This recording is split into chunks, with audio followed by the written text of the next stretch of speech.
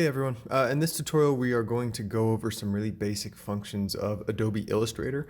I'm starting at the point where we've basically exported all of our line work from Rhino, and just for the sake of kind of demonstrating the power of Illustrator and Photoshop and kind of the conversation between those two programs, I'm just going to start at this point.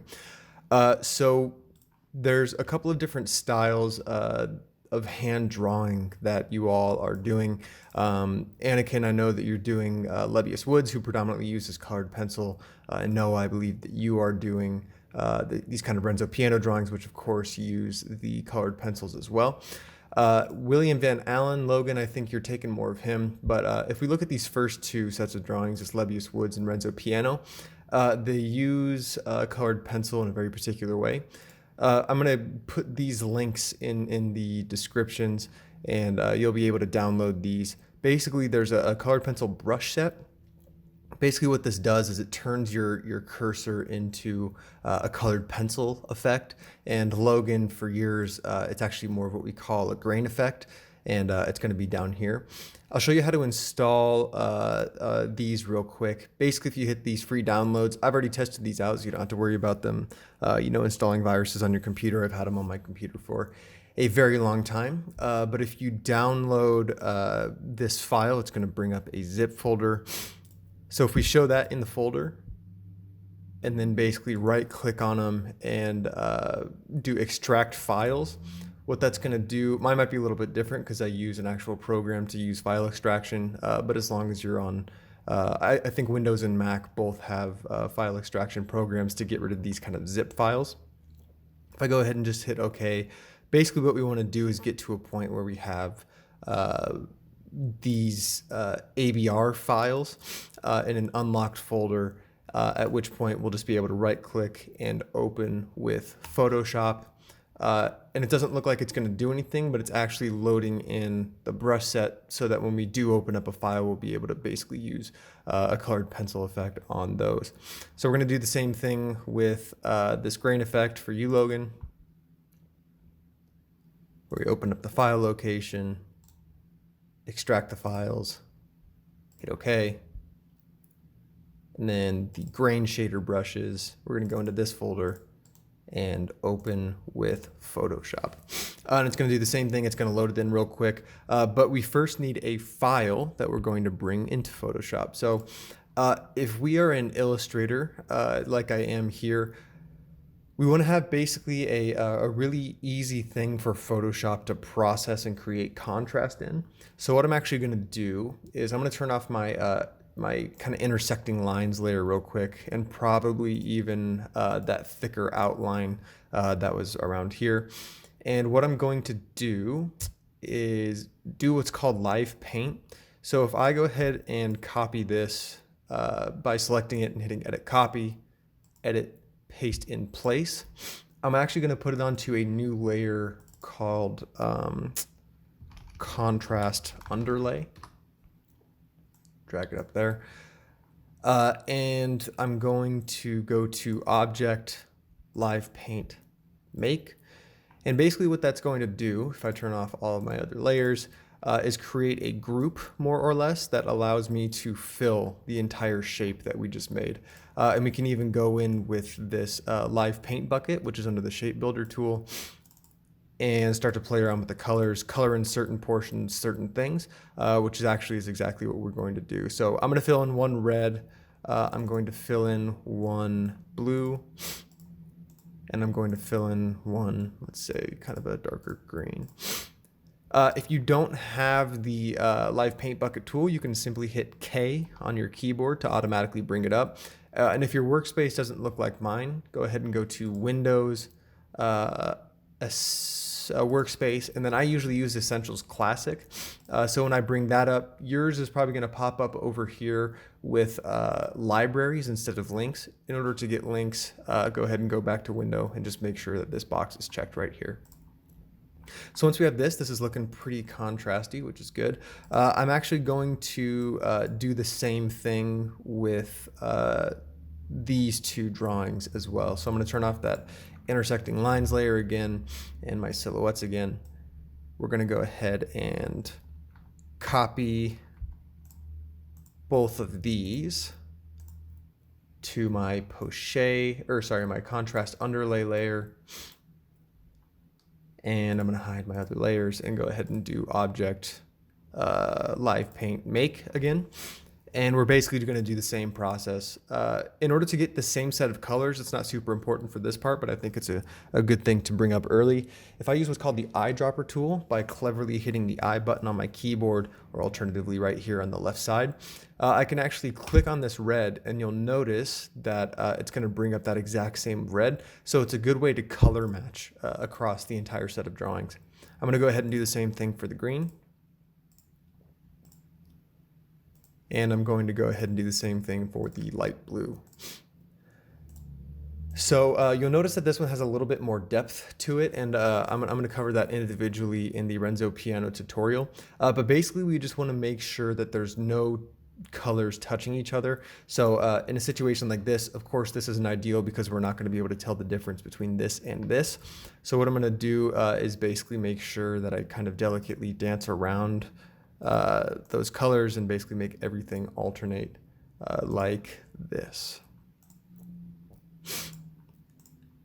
So you'll notice that even if we get rid of the line work on these two, we can still tell that this is different than this, which is different than this, which is different than this, and that's really good.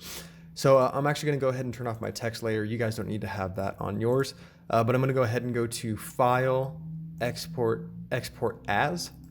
And what I want to do is basically turn it into a Photoshop base file and make sure that it's a PNG. So I'm going to go ahead and export that. You probably want to leave this at 300 and the background color as transparent. We're going to go ahead and hit OK. And now we're going to bring that over into Photoshop and open it up for those brushes. So if I go ahead and go to File, Open, I should be able to quickly access that Photoshop base file, which I am. And the first thing I'm going to do is give myself a little bit more breathing room by going to the crop tool. Again, it's pretty similar. It's because it's an Adobe product. It's a very similar setup to Illustrator. If you don't have any of the things that I have set up, such as this toolbar or layers or properties or any of these things over here, all of that stuff is going to be in the window category. Again, I'm in the Essentials workspace for Photoshop, but if something isn't popping up, you can of course click somewhere on here. So like layers, for example, that shows up right here. If I didn't have the color tab, I could open it up right here, so on and so forth. So if in my crop tool, I'm going to give myself a little bit more breathing room, like I said. And we're going to start applying effects to certain areas. So the first thing that we're going to do is my colored pencil effect.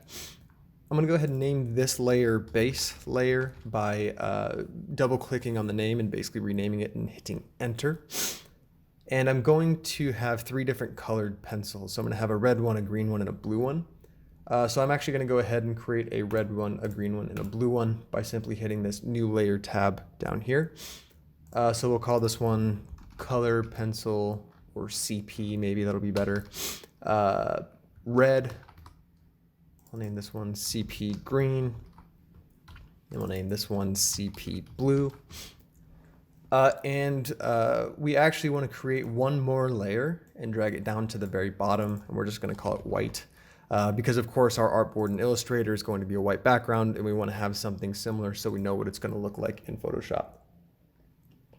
So if we have that white layer, I can simply go over, I want to make sure that it's selected. I can go over to the paint bucket tool, double click on my fill here, make sure that it's white. The RGB code is 255 across the board, and go ahead and fill that in. So now that's something that I can toggle off. I can even toggle off that base layer.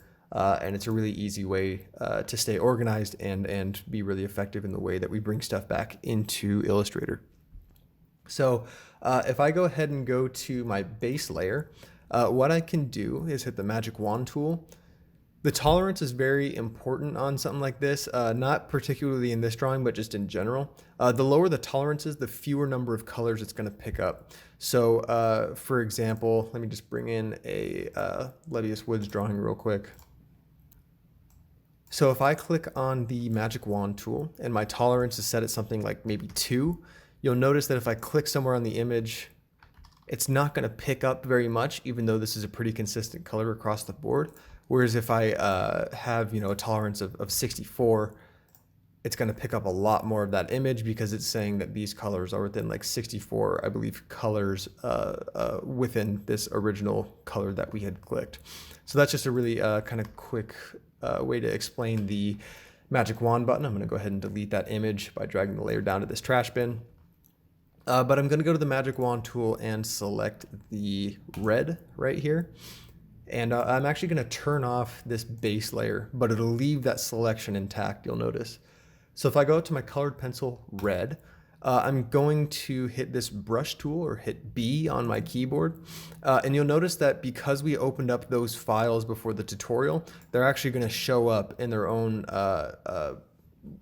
tab in this dropdown. So up here you should have, once you click on the brush tool, this little drop down arrow next to this thing that says, I don't know, like 2453. Yours will probably be a solid white circle, and it might say like 300 or something like that. I'm not really sure what the default is. But if I hit the drop down, basically I'm able to toggle between everything that Photoshop has. So like I can use a soft round brush tool, or I can even use a bristle count. And you'll notice that over here in the workspace, the actual cursor is going to change. So if I go to my colored pencil textures, I'm going to go to sampled brush 1, and we'll basically compare it to the size of this. And I think it looks pretty good. Maybe we even want to bump it up to like maybe 2700 pixels. And that'll give us a little bit more fill. Because we're on the red layer over here, we're going to go ahead and change our fill color to maybe a little bit darker of a red.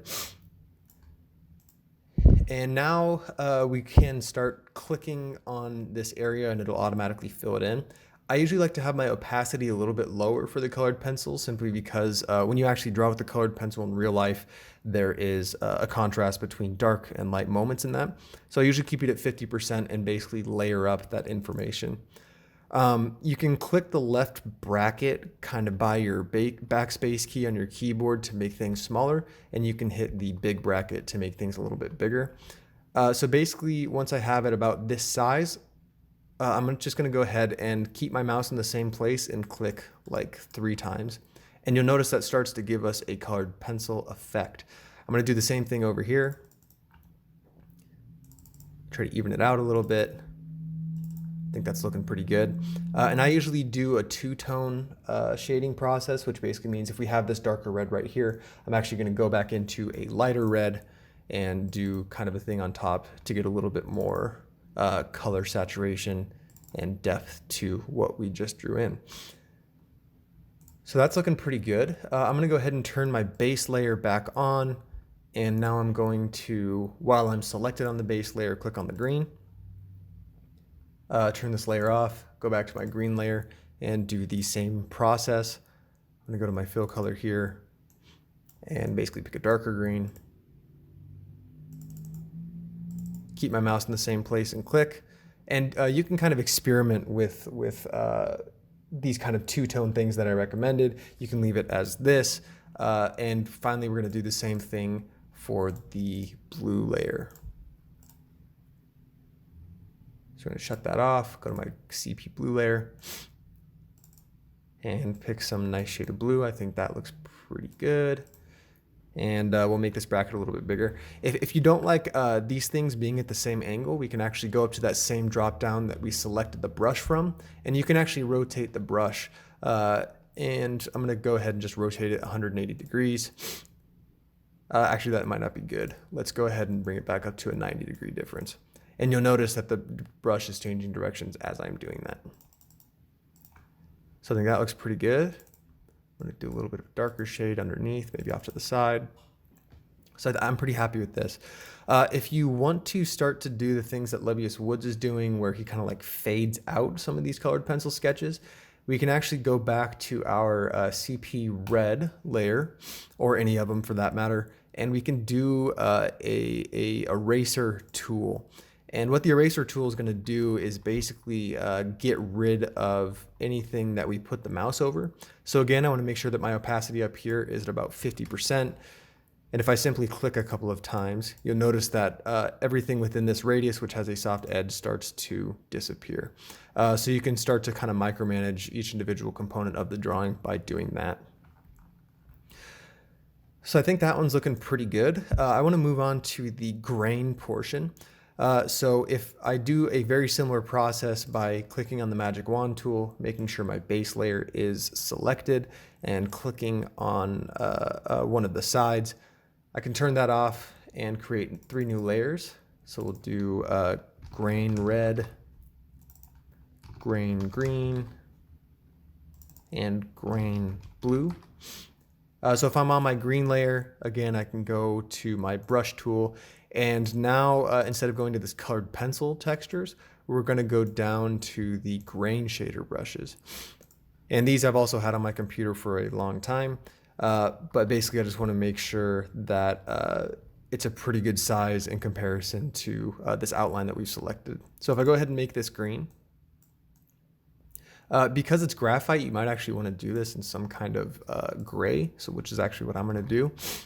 And if I click in the same place a couple of times, I don't know what just happened.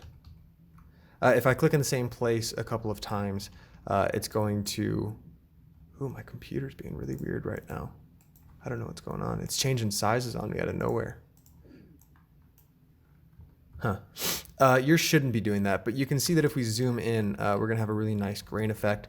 And if I want to maybe kind of emphasize this edge, I can kind of start to shade it in like this and leave it lighter over towards this edge.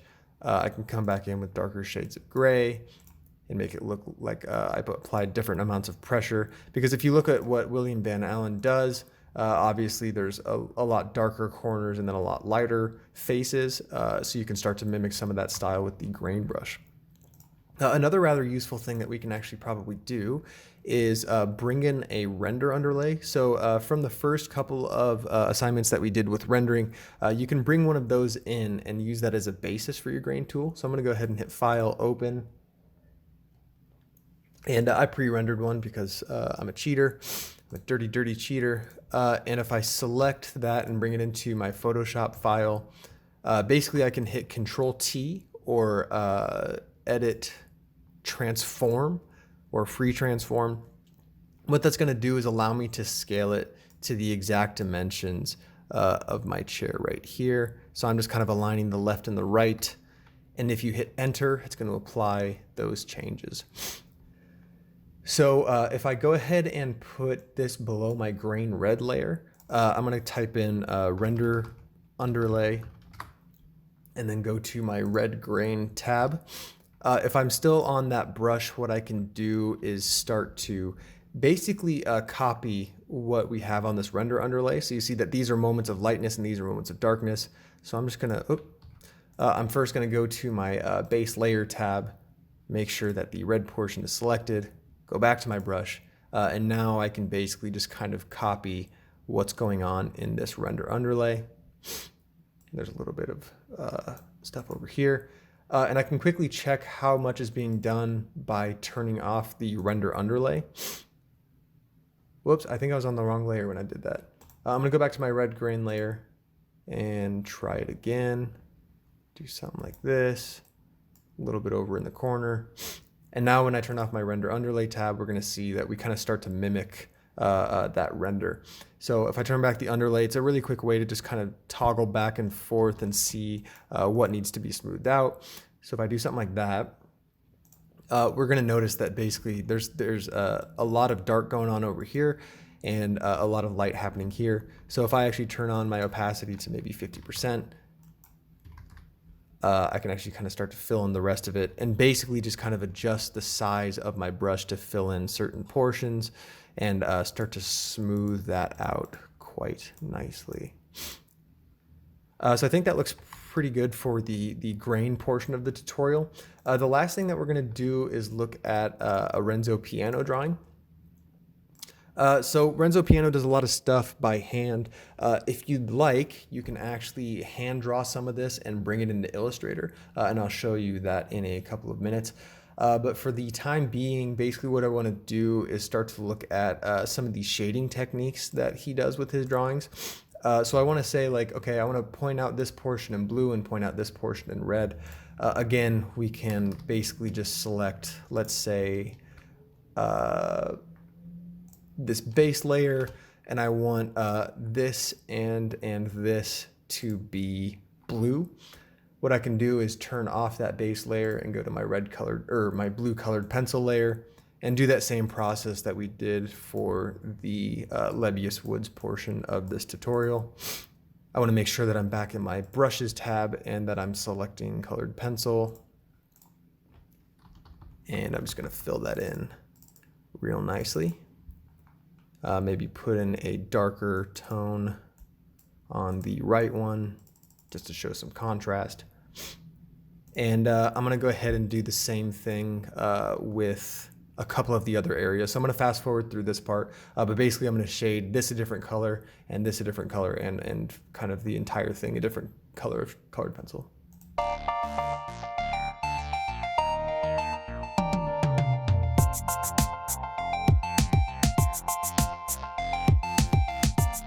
All right, so I think I'm pretty happy with the way that some of these look. And in order to get it back into Illustrator, what we want to go ahead and do is turn off our white layer on the bottom.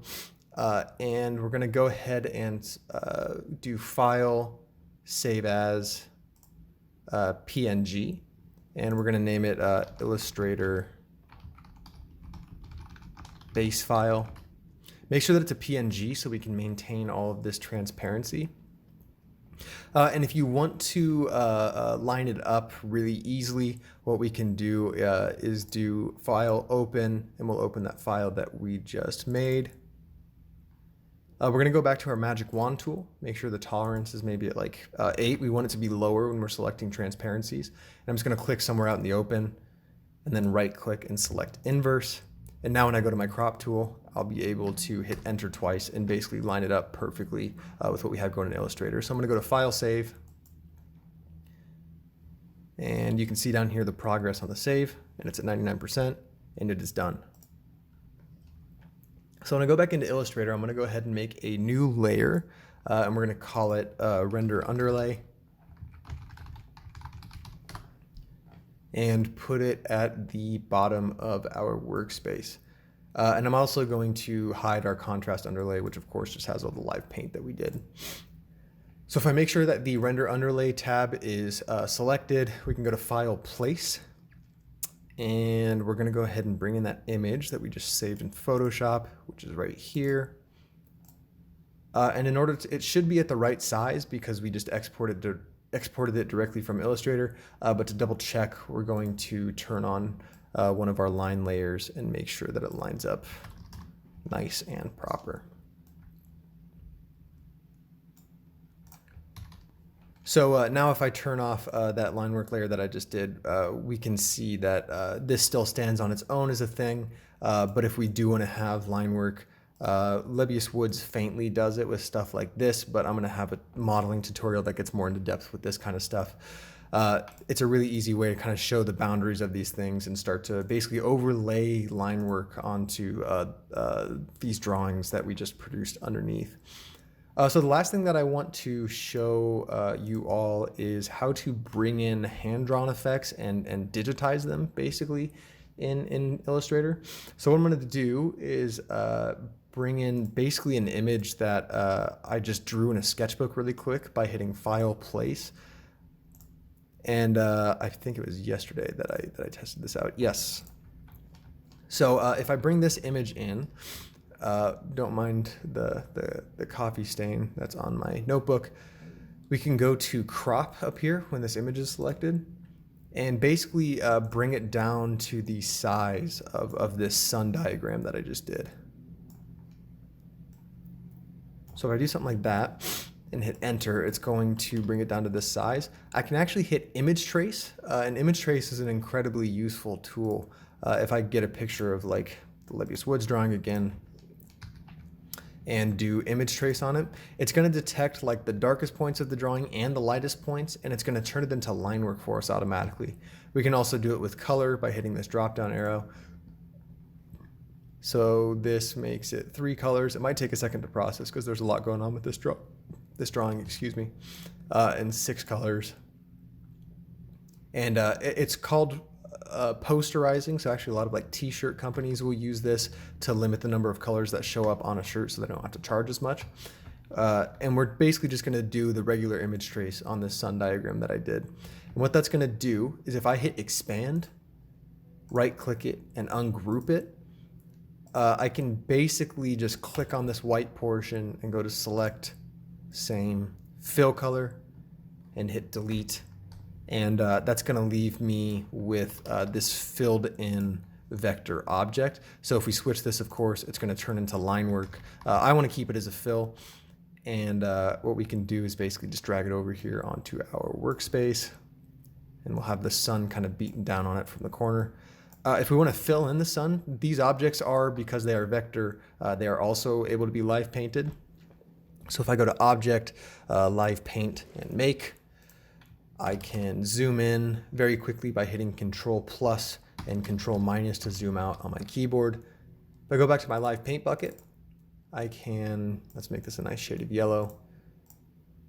If it shows up gray, like mine has, you want to go to your Color tab and click this series of 3 lines in the corner and make sure that this says RGB and not grayscale. So now when I click the color, it should be pretty smooth sailing. So we're gonna go ahead and fill that in. That looks nice.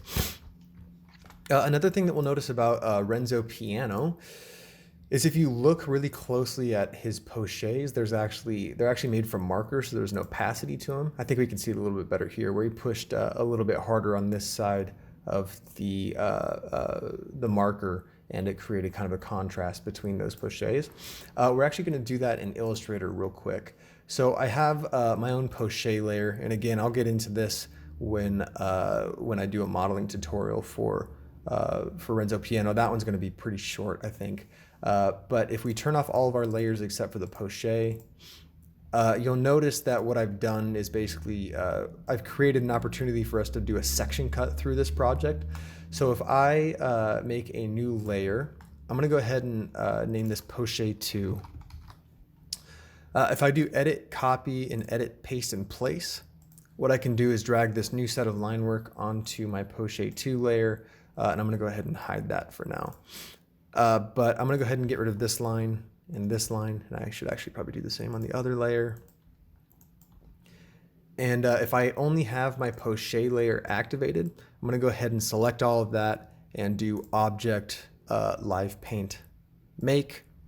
And now what I can do is go into my Live Paint bucket tool and swap my fill and stroke by hitting this little arrow right here and just fill it in black. And now I can select this object and get rid of the line work around the outside. And we'll go ahead and put this at like maybe 50% opacity. And I'm going to do a very similar process on poché 2. So if I hide this and bring up poché 2, I'm going to highlight all of this, do Object, Live Paint, Make. We'll go ahead and swap the fill and stroke. If we don't want these middle areas to be black, we can open our Live Paint bucket tool and again swap those two and basically filled in transparent. So it looks like it filled it in white, but that's because the artboard is white. If I drag it over here, we'll see that there's a difference between, it's transparent because it's showing the artboard and the outside of the artboard space. So I'm gonna make this one 50% as well. In order to show kind of a difference between the two, we can do a couple of things.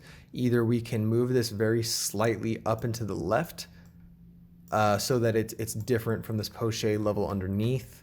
And you can just hit like the arrow keys on your keyboard to kind of show a little bit more of that contrast.